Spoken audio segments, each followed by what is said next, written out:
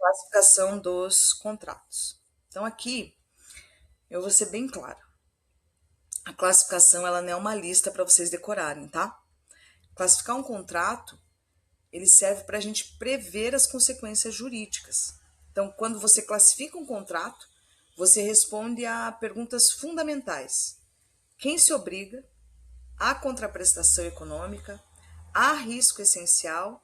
E quando o contrato nasce, né? Também se precisa uma forma, se está previsto no Código Civil, como que ele se executa no tempo, né? Se foi negociado ou é adesão. Então, essa classificação não é uma lista, tá? Então, veja, vamos falar das principais que a gente já viu em sala de aula. Primeiro, contrato unilateral. Contrato unilateral é aquele que apenas uma parte assume a obrigação principal. Então, veja, o exemplo típico que a gente dá em sala de aula é a doação pura, né? É, somente uma parte tem obrigação nessa relação. E lembre-se, nós estamos falando de polos, nós estamos falando de obrigações, tá? O contrato bilateral é aquele em que ambas as partes assumem obrigações recíprocas, né? O exemplo mais claro é o compra e venda, né? A locação, a prestação de serviços, né? Então, veja, isso importa por quê? Porque no contrato bilateral existe reciprocidade, né? Uma prestação dialoga com a outra.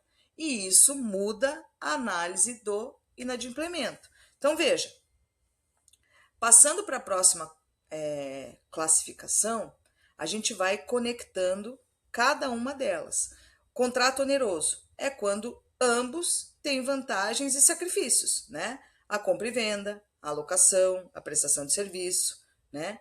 E aí, do outro lado, tem o contrato gratuito, né? É quando uma parte tem vantagem sem contraprestação econômica, né? A doação, o comodato, que nós falamos em sala de aula, em regra, né? Então, veja, isso muda a distribuição de riscos e cautelas interpretativas do contrato. A próxima classificação é o contrato comutativo, né? É quando a gente tem as prestações previsíveis, né? Você pode medir isso desde o início. Então, diferente do contrato comutativo, que é, por exemplo, um contrato de aluguel, uma contratação de serviço de internet, enfim, os nossos contratos mais que a gente tem mais contato do dia a dia, o serviço de iluminação, né, da Copel, né. Do outro lado, eu tenho um contrato aleatório. E no contrato aleatório, o risco é o elemento do contrato. Por exemplo, o seguro. Eu contrato seguro, mas eu não sei quanto que eu vou ser, e espero não ser muito rápido isso, né? Seguro de vida. Qual que é o fator que vai fazer ele gerar efeitos? A morte. Alguém sabe o dia que vai morrer? Não, né? Então, o risco é o elemento do contrato. O seguro de carro, por exemplo, né? Você só vai receber aquele valor da apólice se ocorrer um sinistro. E quando que isso vai acontecer? Então, nesse contrato aleatório, ele parece que tem um desequilíbrio, né, aparente, né, mas esse é o próprio risco. Então, por exemplo, quando você vai fazer um seguro de vida, né, você responde questionários, ele pergunta se você pratica algum esporte radical, né, então veja, aí também entra a boa-fé, né, fica ali a pergunta central, né, o risco foi assumido com informação e boa-fé? Então, por exemplo, uma vez eu fui fazer uma avaliação para ter um seguro de vida daquela empresa chamada Prudential. E eles fazem uma questão de seguro anjo da guarda. E, assim, é bem interessante, fazem planejamento sucessório, é bem completo, tá? E aí, a minha prima, ela é agente dessa empresa e ela começou a me dar o questionário. E ao final desse questionário, ela falou assim: Olha, Ana, a gente não vai conseguir fazer a tua apólice, porque você é bariátrica, enfim. E ela já conhecia também, né, algumas questões, enfim. E ela falou: Ó, para nós, o risco, a gente não vai assumir o risco. E você pode ter isso negado? Pode, porque o risco é parte do seguro. Aí vem o dever de informação, boa-fé e tudo mais, tá bom? Vamos lá. Contrato consensual, né? Consenso. Ele nasce com acordo de vontades. Veja, contrapondo ao contrato consensual, eu tenho o contrato real. O que é o contrato real? Eu preciso de uma entrega para aperfeiçoar tipicamente esse contrato. Por exemplo, o comodato e o mútuo. Lembra que eu falei em sala de aula? O comodato, eu dei o exemplo do meu caseiro, né? Então a gente tem um contrato principal, que é o contrato de trabalho, e temos o comodato, que é um contrato acessório ao contrato principal, que é a residência, a moradia. Veja, esse comodato só se realiza, ele só tem efeito se ele morar lá, né? Então, não há efeito se ele não usar, né? Se não tiver a entrega real daquele imóvel para moradia. Assim como o mútuo, né? O contrato só se realiza, um empréstimo, né? Se a financeira deposita o dinheiro na minha conta. Então, eu fiz um empréstimo, depositou esse dinheiro na minha conta, a partir daquele momento eu vou pagar as prestações. Então, veja, precisa de algo efetivo, precisa de algo real para que esse contrato exista, tá? No caso do consensual, somente a assinatura. Então, comprei um carro zero, assinei, é um acordo de vontades, eu e a concessionária, e me entrego daqui 30 dias. Não precisa necessariamente ter o bem lá para realizar o negócio, tá? Então, veja, claro que isso não se confunde com promessa de venda, tá? É contrato consensual e contrato real. Aí a gente passa para outra classificação, que é quanto à forma. Então, veja, alguns contratos, eles vão exigir uma forma especial por lei, né? Outros têm forma livre. Se você tiver partes capazes, objeto lícito e vontade, né? Obedecendo tudo aquilo que a gente está falando, a base principiológica, né? E todas as questões que a gente viu no vídeo anterior, ele é um contrato. Mas ele não precisa estar necessariamente previsto em lei para ser válido. Então, veja, claro que depois nós vamos falar sobre validade, sobre eficácia, né? E prova. Mas, dentro dessa classificação, tem os contratos típicos, né? Que são previstos no Código Civil, que tem lá uma compra e venda de um imóvel acima de 30 salários mínimos exige escritura pública. Então, é algo que tem uma exigência em lei. Então, ele é um contrato típico. O atípico, ele é construído pela autonomia privada e regido pela teoria geral dos contratos e pelos princípios contratuais, tá? Muitas vezes por analogia, tá? Então, veja, no atípico é onde a boa-fé e a função social ganham maior força, né? Porque se a gente for pensar nos deveres anexos, enfim, isso vai dar mais força, fundamentação na hora que eu for discutir alguma divergência, algum conflito nesse contrato. Porque veja, o contrato ele não vem pronto em lei, né? Isso que a gente falou lá no primeiro vídeo. Em relação à classificação do contrato ao tempo, então o contrato ele pode ser instantâneo, né? Uma execução de uma vez, eu entro numa livraria, compro um livro, pago e recebo o objeto. Então, é ali na hora, instantânea. E ele difere da execução parcelada, execução futura, né? Trato sucessivo, execução contínua, locação, assinaturas, né? Então, isso muda quando a gente vai falar sobre inadimplemento repetido, reajustes, né? Resilição e revisão, tá? E por fim dessa classificação, eu vou falar do contrato paritário, que é o contrário efetivamente negociado, né?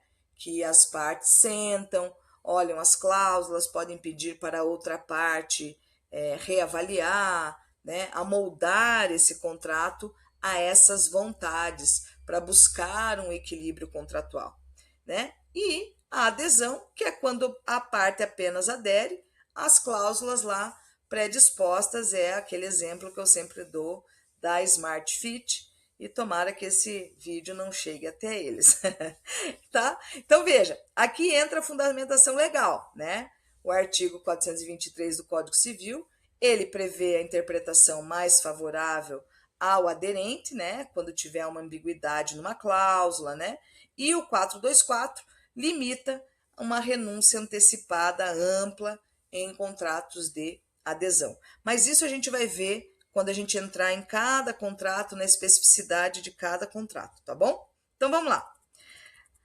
Com isso, a gente já tem os princípios e a classificação nessa retomada que a gente fez aí do conteúdo visto até aqui. Então, o próximo passo, conforme a gente propôs lá no início, é a gente resolver o caso. Então, veja, o método que eu quero que vocês usem sempre é fato, princípio, artigo, classificação e solução.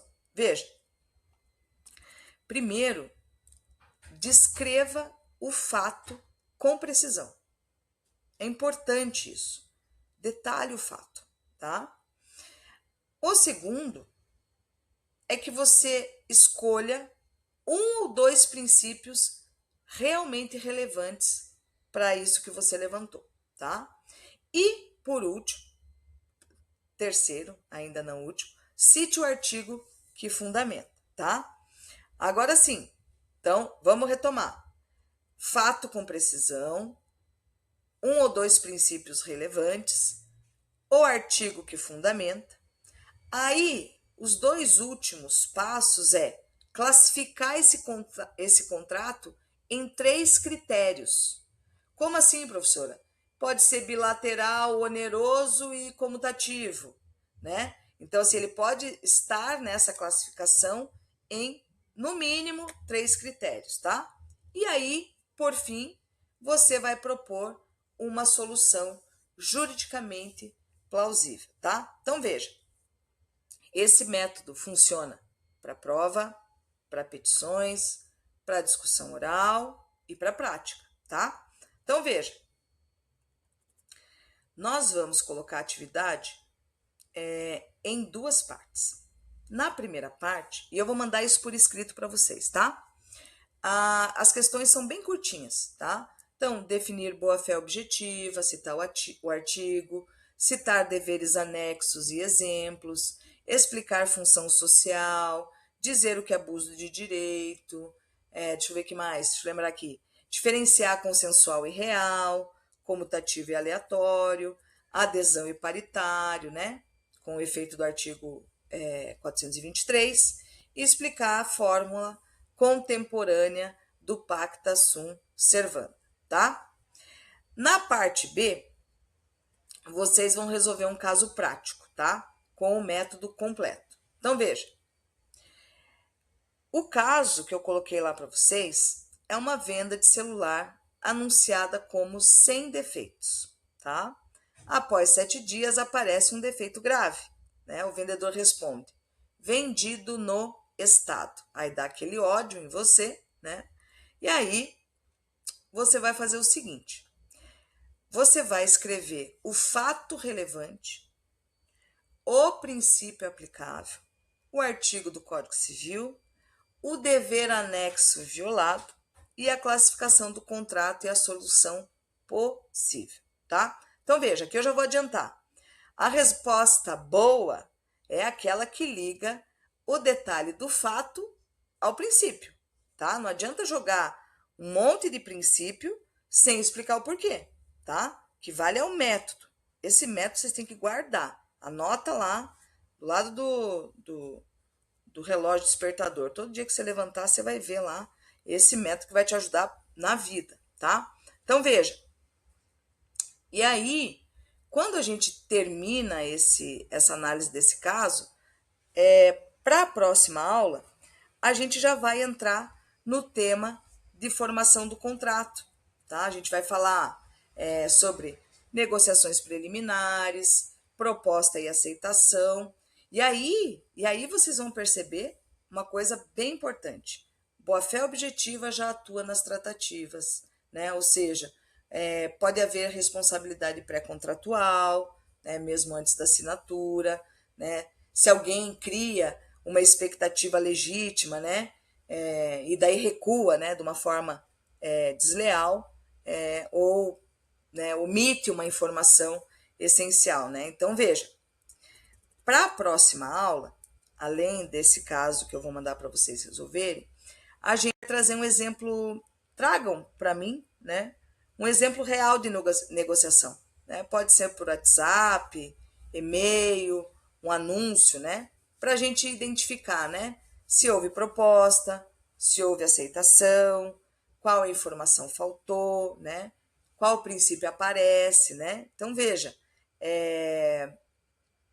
vamos tentar buscar nas coisas que a gente já viveu e a gente, como consome desde sempre, né? Estabelece relações contratuais com uma frequência muito grande. Então, eu acredito que vocês tenham aí um exemplo real de negociação para que a gente possa trazer a discussão em sala de aula. Tá bom, pessoal? Então, junto com esses 2 vídeos, eu vou mandar a atividade, vou mandar um material de apoio do que nós conversamos aqui. E aí nós nos encontramos na próxima segunda-feira, tá bom? Agradeço a compreensão de vocês com a minha ausência. Foi realmente necessário estar aqui, tá? Então agradeço muito. Qualquer dúvida, vocês têm meu contato, meu e-mail, meu WhatsApp. Fiquem bem à vontade, tá bom? Grande beijo para vocês. Até a volta.